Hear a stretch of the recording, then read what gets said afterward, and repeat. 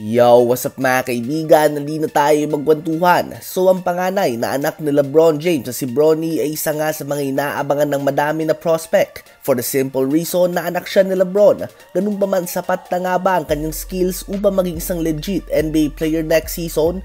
Well, bago nga siya tumungtong sa kolehiyo, siya ay listed bilang isang first round pick sa mga mock draft. Some are even saying na siya ay isang lottery pick. Ganun pa man nang magsimula nga siya na maglaro ay bumagsak na ito sa second round pick. Hanggang sa ngayon nga sa bagong labas na mock draft, si Bronny ay projected na maging undrafted player.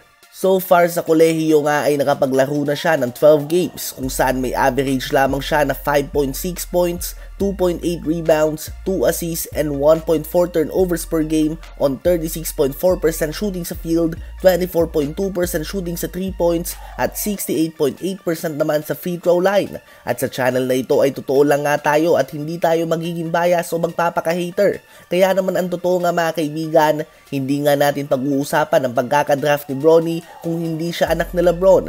Imposible nga na madraft ang player na may ganitong stats sa kolehiyo sa NBA. So, ibig sabihin ba nito ay hindi na siya makakapag-NBA? Well, may pag-asa pa naman mga kaibigan. Ngunit kung ako lang nga ang tatanungin ay hindi siya dapat na maging one and done player dahil kitang-kita nga na hirap siya makapag-produce sa kolehiyo. Kung ibang prospects lang nga ito ay tiyak na hindi na ito madadraft. Nagkataon lang nga na anak siya ni LeBron kaya naman there is a possibility na madraft pa din siya.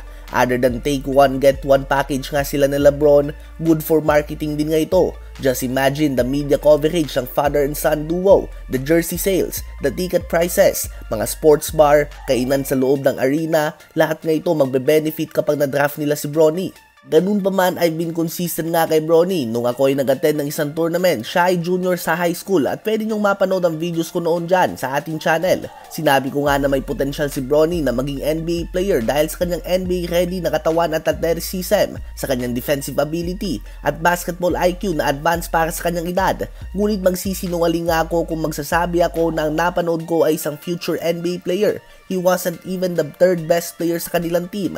Ang star player pa nga nila noon ay si Amari Bailey na isang two-way player lang ngayon sa NBA para sa Charlotte Hornets. Isang superstar nga ito sa high school at levels above kay Bronny noon. Ngunit two-way player lang nga ito sa NBA. Nag-average din ito sa UCLA ng 11.2 points, 4 rebounds, and 2.2 assists per game on 50% shooting sa field at 39% naman sa 3 points. Way better stats than Bronny mga kaibigan.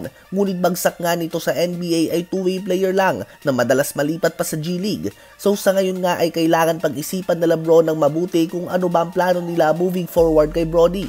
Sa palagay nyo ba ay dapat na magpa-draft si Bronny o magpahinog ba ito sa kolehiyo next season?